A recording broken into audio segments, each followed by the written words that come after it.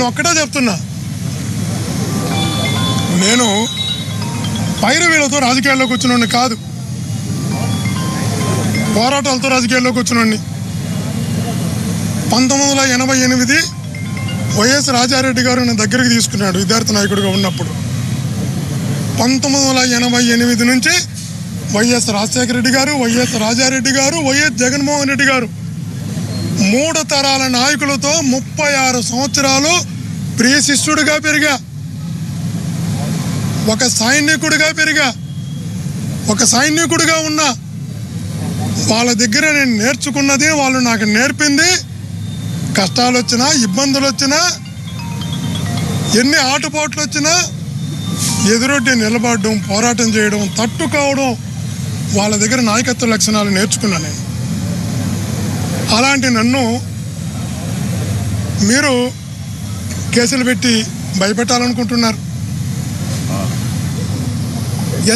ఎంతమంది ఒకటై వేధించినా,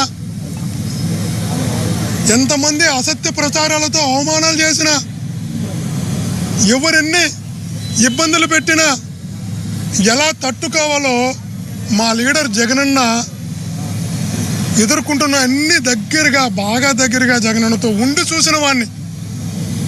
మా లీడర్ ఎదుర్కొంటున్న అవమానాలు, మా లీడర్ని పెడుతున్నటువంటి ఇబ్బందులు, మా లీడరు పైన చేస్తున్నటువంటి అసత్యపు దాడులు అనేకం అత్యంత దగ్గరగా మా లీడర్ని, మా జగనన్నని దగ్గరగా చూసిన నేను ఇలాంటి కేసులకు, అసత్యపు ప్రసారాలకు, అవమానాలకు, ఇలాంటి జైలు శిక్షలకు భయపడతారని ఎలా అనుకుంటారు? ఎలా ఊహిస్తారు? అందుకే చెప్తున్నా, మీరు సంతృప్తి పడే అన్ని రోజులు కేసులు పెట్టండి, ఇబ్బందులు పెట్టండి, ఎదుర్కొంటాం, ఎంత దాకైనా ఎదుర్కొంటాం. ఈరోజు నేను 8 నెలలు 230 రోజులు పైగా జైల్లో నన్ను అక్రమ కేసులు నిర్బంధిస్తే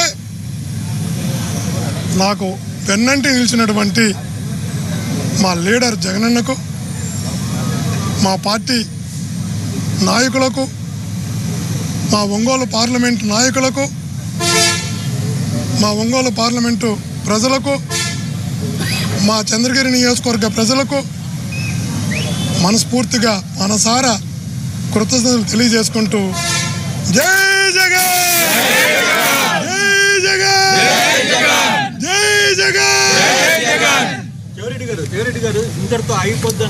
ఇంకొకటి కూడా, దయచేసి కోర్టు ఇచ్చిన ఆదేశాల మేరకు నేను కేసుల గురించి మాట్లాడదలుచుకోలేదు.